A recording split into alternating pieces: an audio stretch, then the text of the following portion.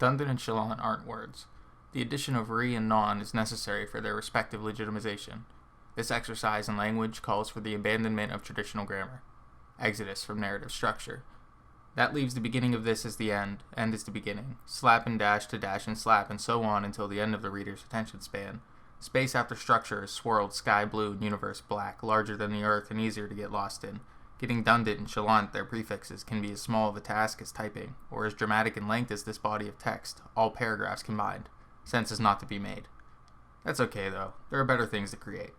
Lunacy, headaches, dollars. The last was a joke, a natural result of language. The smell of sound and wordplay's feet after a speaker really gets to sweating. Imagine if communication were nothing but those innuendo and inferences, double layers, screens and tubes, television. Whoever wrote this is insane. Quote from your brain, right now. It's okay to think that, at the time of the writing, but only then. I know it's true too. I need to be stripped to insanity. A sock on one foot and my nose sniffing the other and hand in underwear before stringing together words worth it. My process is as logical as this protagonistless text. I'll use the moment to validate your parking in this garage. Trying was all that's necessary. You can stop right now. It'd be good with me. But chalant and Dundant still aren't complete. With you remain. The space after structure turns to entropic chop. Gaps, visible, literal.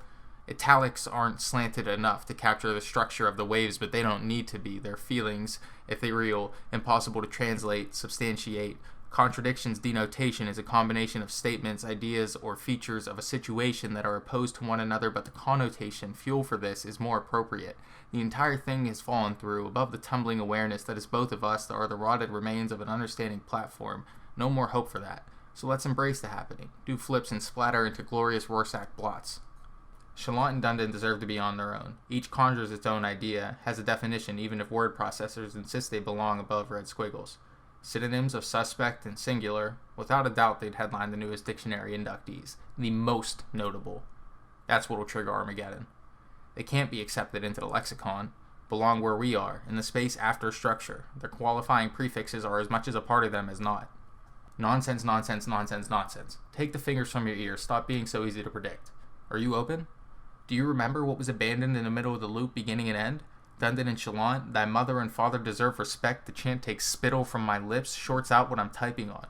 From this point on, read in pencil. Be ready to erase. Trace if confident. You've been falling for a while, right into the hang of things. Smooth sailing, soaring, goes sanity, sliding so fast away, crash! If this is a story, let there be rising action. I, the typist, denier of prefixes, smasher of the fourth wall, say no. Let me have another adjective. Does windy work? Have I taken you from here to there while remaining where we started? I've yet to type anything grammatically correct, I know, and chalant and Dundant remain without completion. The resolution that you've no doubt been hoping for is not anywhere near or guaranteed. Does that make you A, uncomfortable, B, unhappy, or C, ready to kill whoever may be responsible? Sense, progress has yet to be made. This exercise in language is you experiencing the twists of my mind without the turns, unfiltered in principle, yet still made it adherence to a format. I've run my stream of consciousness through a strainer. Almost no holes remain unblocked. I doubt you're concerned. What with them looking over your shoulder? Did they get away? Okay, what if they hadn't? If you'd seen? Would you have coughed up your food and surprised? Had their scrape rolled through your eardrum like mine? What would you have pulled off?